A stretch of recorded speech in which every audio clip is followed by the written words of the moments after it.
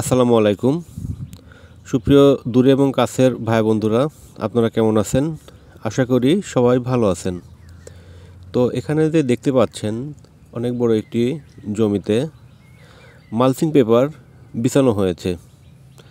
যেটা বিছানো হয়েছে সেটা হলো গ্রীষ্মকালীন মরিচ চাষ করার জন্য। তো সম্মানিত ভাইয়েরা, আজকে এই গ্রীষ্মকালীন মরিচ চাষের কিছু তথ্য আপনাদের মাঝখানে শেয়ার করব, এজন্য ভিডিওটি করা। যে তথ্যটি আপনারা যদি মেনে চলেন, অবশ্যই গ্রীষ্মকালে মরিচ চাষে সফলতা আসবে। তো সম্মানিত ভাইয়েরা, আপনারা জানেন যে মরিচ একটি লাভজনক ফসল, যেটা বছরের বেশিরভাগ সময় কিন্তু মরিচের দাম বেশি থাকে। একমাত্র শীতকাল ছাড়া মরিচের দাম কিন্তু সারা বছর সবসময়ের জন্য বেশি থাকে। তো এই জন্য কিন্তু মরিচ কিন্তু একটি লাভজনক ফসল। কেননা মরিচ চাষ করতে গেলে মাচা দেওয়ার প্রয়োজন হয় না, অতি সহজে কিন্তু মরিচ চাষ করা যায়।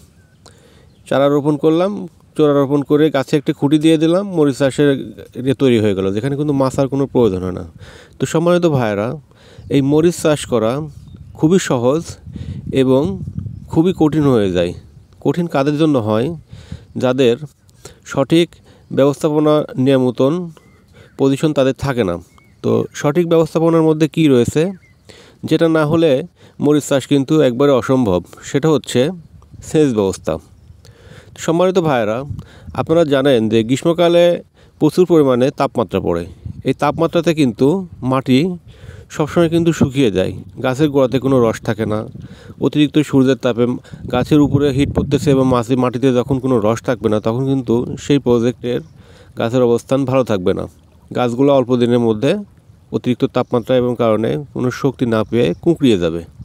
তো সম্মানিত ভাইরা, আপনারা যারা নতুন করে মরিচ চাষ করতে চাচ্ছেন গ্রীষ্মকালে, তারা অবশ্যই এই সেচের বিষয়টা মাথায় রাখবেন। কেননা আপনাদের প্রজেক্টের আশেপাশে যদি কোনো সেচ দেওয়ার মতন ব্যবস্থা না থাকে, আপনার গাছে যখন সেচের প্রয়োজন হবে তখন আপনি সেচ দিতে পারছেন না, সেই সমস্ত জায়গাতে আপনারা কখনো মরিচ চাষ করবেন না। কেননা মরিচ গাছে সপ্তাহে অন্তত একটি বার হলেও গ্রীষ্মকালে সেচ দিতে হবে।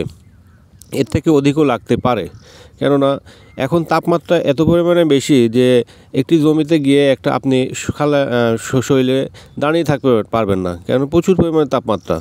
তো এই তাপমাত্রাতে যদি আপনারা গাছের গোড়ায় যদি রস না থাকে, তাহলে কিন্তু সেই গাছটা টিকতে পারবে না। তাছাড়া আপনারা গ্রীষ্মকালে মরিচ চাষ করতে হলে, গাছের গোড়ায় আর্দ্রতা ধরে রাখতে হলে অবশ্যই আপনারা মালচিং পেপার ব্যবহার করবেন।